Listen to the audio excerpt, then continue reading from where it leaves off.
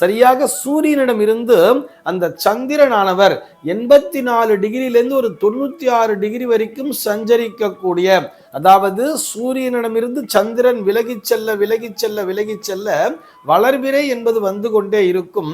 சரியாக நேர் 180வது டிகிரியிலே சூரியனிடமிருந்து கரெக்டா 180வது பாகையிலே சந்திரன் இருக்கும் பொழுது பௌர்ணமி என்பது சம்பவிக்கும்.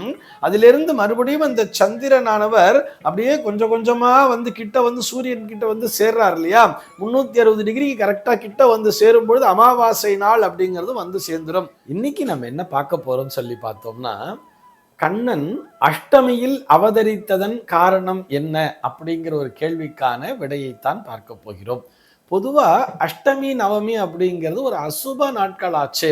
இந்த நாளில போய் கண்ணன் அவதாரம் பண்ணியிருக்கார், ராமர் வந்து நவமி நாளில் போய் அவதாரம் பண்ணியிருக்காரு அப்படிங்கிற ஒரு சந்தேகம் நம்மில் எல்லோருக்குமே இருக்கும். இந்த கண்ணனானவன் அஷ்டமியில் எதற்காக அவதரித்தான் அப்படின்னு சொல்லி பார்த்தோம்னா, நம்முடைய கஷ்டங்களை எல்லாம் போக்குவதற்காகத்தான் அப்படிங்கிற அந்த அடிப்படை உண்மையை புரிந்து கொள்ள வேண்டும். இதை நம்ம வந்து ரெண்டு விதமா பார்க்கலாம். முதல்ல ஆன்மீக ரீதியாகவும் பார்க்கலாம், அப்புறம் ஒரு ஜோதிடவியல் ரீதியாகவும் பார்க்கலாம். ஆன்மீக ரீதியாக பார்க்கும் பொழுது பொதுவா அஷ்டமி அப்படின்னு சொன்னாலே நமக்கு எது ஞாபகத்துக்கு வரும்? துர்கா அப்படிங்கிறவங்க ஞாபகத்துக்கு வந்துருவா தெரியுமா? நம்முடைய துக்கங்களை எல்லாம் போக்குபவள் தான் துர்கா தேவி அப்படிங்கிறது நமக்கு தெரியும். துர்காஷ்டமி அப்படிங்கிற பெயர்லேயே ரொம்ப விசேஷமாலாம் கொண்டாடின்னு இருப்பா. இது போக அஷ்டமி நாளிலே துர்கைக்கு சென்று விளக்கேற்றுபவரும் இருப்பார்கள், நம்முடைய துன்பங்கள் எல்லாம் நீங்க வேண்டும் என்பதற்காக. அதே மாதிரி இன்னும் ஒரு சில பேர் பார்த்தோம்னா அஷ்டமி நாளில் தான் போய் பைரவருக்கு விளக்கு போட்டு இருப்பா தெரியுமா?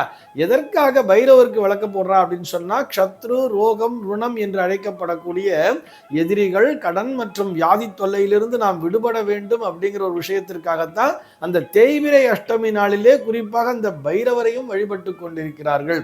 இதே போலத்தான் கண்ணனும் பார்த்தோம்னா ஒரு தேய்பிறை அஷ்டமி நாளிலே அவதரித்திருக்கிறார். எதற்காக அப்படின்னு சொல்லி பார்த்தோம்னா, நம்முடைய துன்பங்கள் எல்லாம் நீங்க வேண்டும் என்பதற்காகத்தான், நமக்கு இருக்கக்கூடிய பிரச்சனைகள் அத்தனையும் நீங்க வேண்டும் என்பதற்காகத்தான் கண்ணனானவன் அஷ்டமியிலே அவதரித்திருக்கிறான். எதற்காக கண்ணனுடைய அவதாரம் அப்படின்னு சொல்லி பார்த்தோம்னாலே, கம்சனை அழித்ததில் மாத்திரம் அல்ல, இன்னும் பார்த்தோம்னா கண்ணன் வந்து சிசுபால வதம் அப்படிங்கிறது ஒன்று பார்த்திருப்போம். இது போக எத்தனை கீச்சக வதம் அப்படிங்கிறது ஒன்று பார்த்திருப்போம். இது போக அந்த மகாபாரத போரிலே முன்னின்று அந்த தர்மத்தை நிலைநாட்ட வேண்டும் என்பதற்காகத்தானே அந்த கண்ணனானவன் செயல்பட்டான்.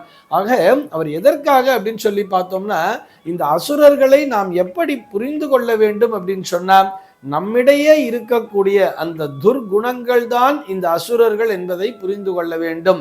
காம குரோத லோப மோக மதமாச்சரியம் உட்பட இந்த அகங்காரம் ஆணவம், நான் தான் பெரியவன் அப்படிங்கிற ஒரு ஈகோவோட செயல்பட்டு இருக்கோம் இல்லையா, இதுதான் நம்மிடையே அந்த அசுர குணத்தை தோற்றுவிக்கிறது. ஆக இந்த அசுர குணங்களிலிருந்து விடுபட வேண்டும் அப்படின்னா அதற்கு கண்ணனை வழிபட வேண்டும். சார் இதுக்கும் அஷ்டமிக்கும் என்ன சார் சம்பந்தம்? எதற்காக ஒரு அஷ்டமியில அவதரிக்கணும் அப்படின்னு சொல்லி பார்த்தோம்னா, இங்கேதான் ஜோதிடவியலை புரிந்து கொள்ள வேண்டும். அதாவது வானவியலை பத்தி நான் பேசுறேன். ஜோசியம்னு சொன்னா ஏதோ அஸ்ட்ராலஜி அப்படிங்கிற பேச விட அஸ்ட்ரானமி அப்படிங்கிறத புரிஞ்சுக்கணும். அஷ்டமி திதி அப்படிங்கிறது எப்போ சம்பவிக்கும் அப்படின்னு சொல்லி பார்த்தோம்னா, சரியாக சூரியனிடம் இருந்து அந்த சந்திரனானவர் 84 டிகிரியிலிருந்து ஒரு 96 டிகிரி வரைக்கும் சஞ்சரிக்கக்கூடிய, அதாவது சூரியனிடமிருந்து சந்திரன் விலகிச் செல்ல விலகிச் செல்ல விலகிச் செல்ல வளர்பிறை என்பது வந்து கொண்டே இருக்கும். சரியாக நேர் 180வது டிகிரியிலே சூரியனிடமிருந்து கரெக்டா 180வது பாகையிலே சந்திரன் இருக்கும் பொழுது பௌர்ணமி என்பது சம்பவிக்கும். அதிலிருந்து மறுபடியும் அந்த சந்திரனானவர் அப்படியே கொஞ்சம் கொஞ்சமா வந்து கிட்ட வந்து சூரியன் கிட்ட வந்து சேர்றார் இல்லையா, 360 டிகிரிக்கு கரெக்டா கிட்ட வந்து சேரும் பொழுது அமாவாசை நாள் அப்படிங்கிறது வந்து சேர்ந்துடும். சூரியனும் சந்திரனும் ஒன்றாக இருக்கக்கூடிய நாள் தான் அமாவாசை அப்படிங்கிறது நாம் எல்லோரும் அறிந்ததே. இப்படி இருக்க ஒரு வளர்பிறை அஷ்டமி திதி அப்படிங்கிறத பார்த்தோம்னா 84 டிகிரியிலிருந்து 96 டிகிரி வரைக்கும் வரும்.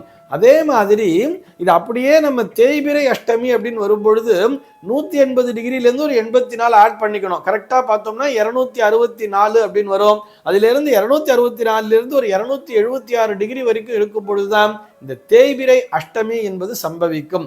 சரி சார், இந்த கால்குலேஷன்லாம் எங்களுக்கு வேண்டாம், இதற்கும் இந்த கஷ்டங்களுக்கும் என்ன சம்பந்தம் அப்படின்னு சொல்லி பார்த்தோம்னா, இந்த சந்திரனைத்தான் மனோகாரகன் என்று அழைக்கிறோம். நம்முடைய மனதின் மீது முழுமையான தாக்கத்தினை செலுத்தக்கூடிய கிரகமானது சந்திரன். உதாரணத்துக்கு சொல்லணும்னா, அந்த பௌர்ணமியை பார்த்த உடனே நம்ம எல்லாருக்கும் ஒரு ஹாப்பினஸ் அப்படிங்கிறது வர்றது இல்லையா, ஒரு மகிழ்ச்சி.